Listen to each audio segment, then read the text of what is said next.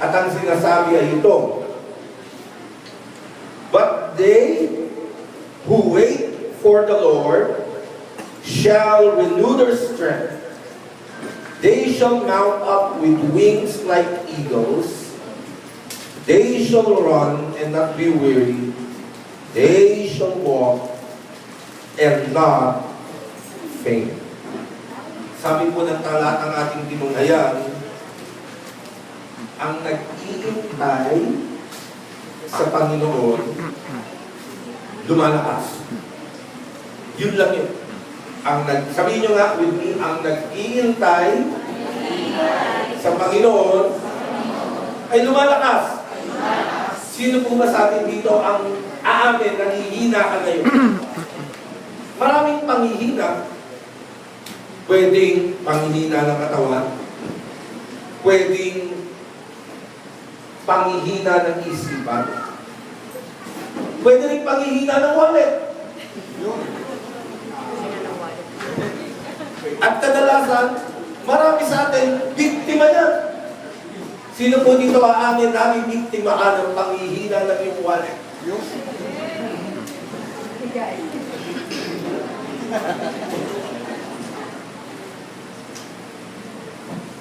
Pero sabi ng Biblia, itong prescription, gusto mong lumakas? Hintay mo sila. Gusto mong lumakas? Gusto mong tumibay? Isa lang solusyon. Those who wait upon the Lord. Now, ang tanong ngayon ay ito. Anong gagawin mo habang naghihintay?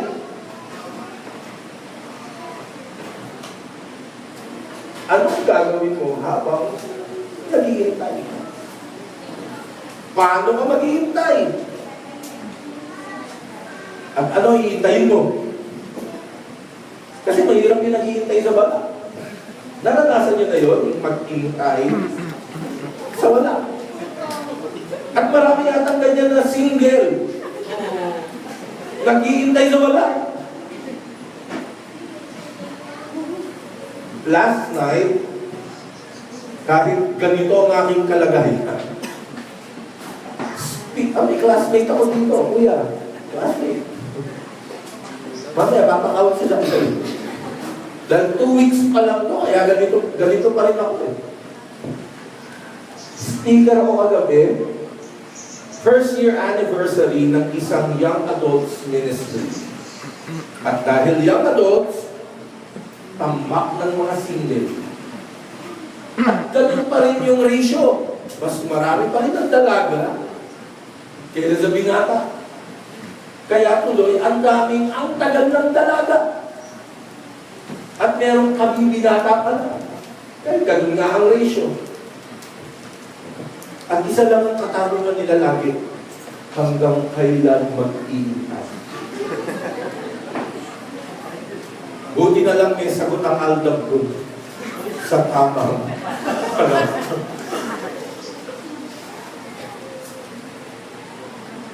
You see, kailangan muna natin ma-recognize para huwag tayong mainip sa pag-iintay. Kailangan natin ma-settle sa puso natin at kailangan natin ma-realize kung ano ang greatest possession na meron ka.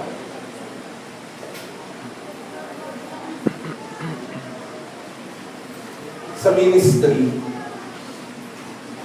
sa totoo lang po sa ministry, hindi naman talaga aandar ang ministry ng walang pera. Sa katotohanan, kailangan ng pera. Pero, kahit na kailangan ng pera ng ministry, hindi pa rin financial ang greatest possession ng isang ministry. Because for all of us, the greatest possession that we will ever have is the Word of God. Everybody say that with me. The Word of God. Sige po, sabihin nyo. Total kayo, wala namang nakakabit sa bibig. Kaya kaya nyo sabihin. 1, 2, 3. The Word of God. Gaano siya ka-important? Bakit siya yung greatest possession that we could have? Sabi ng Luke 21 verse 33, Heaven and earth shall pass away, but my words will not pass away. Medyo disappointed lang ako eh. Alam niyo po, nag-stay kami sa Amerika for 6 weeks doing ministry. Nag-ministry kami sa San Francisco, nag-ministry kami sa LA, ministry kami sa Las Vegas. Nung ika-second week namin sa Amerika, ang ganda na ng accent ko. Pwede na ako mag-call center. Tapos pag-uwi ko, inabitan ako lang ganito ng dentista ko, nawala yung accent ko.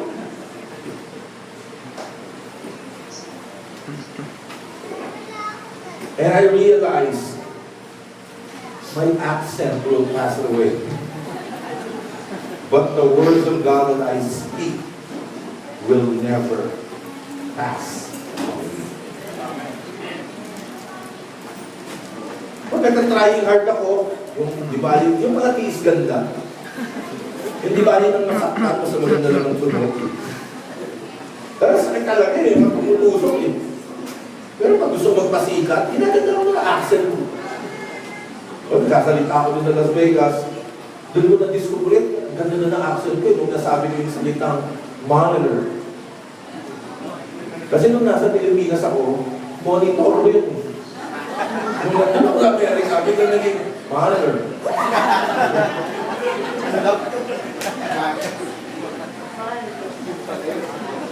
Nasa isang prayer meeting kami. Nagulat ako sa sarili ko pag tayo ko. Biglang nasabi ko, let's all stand united in prayer.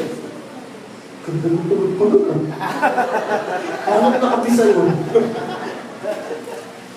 But it all passed away.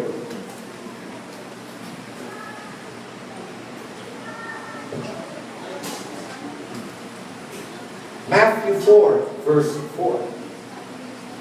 But he answered, it is written, man should not live by bread alone, but by every word that comes from the mouth of God. Hindi ka raw mabubuhay sa kung ano mang maakain ko. Si Jesus ang may sabi, kundi, saan daw tayo nabubuhay talaga? Nakita mo.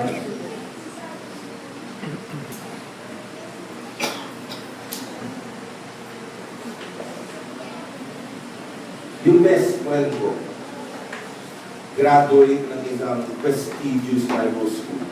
Best friend ko.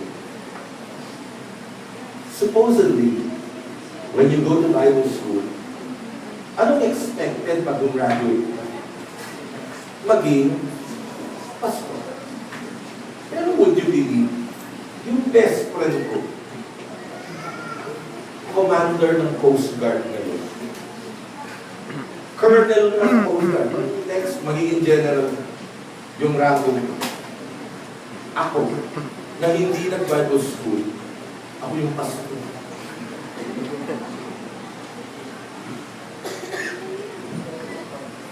Last week, I was asked to speak in a prestigious Bible school somewhere there. Hindi ko sabihin ko sa akin. And I was amazed. Ako na hindi graduate ng Bible school, speaker sa Bible school. At isa to sa diniscuss ko sa kanila. You see, sa pag-preach, minsan may tendency talaga na yung preacher magpasikat. Kaya babagsakan tayo ng mga words na hindi natin maintindihan. Tulad ng mga Greek words. At pag may sinabing Greek words, hindi mo nga maintindihan. Bakit? It sounds Greek.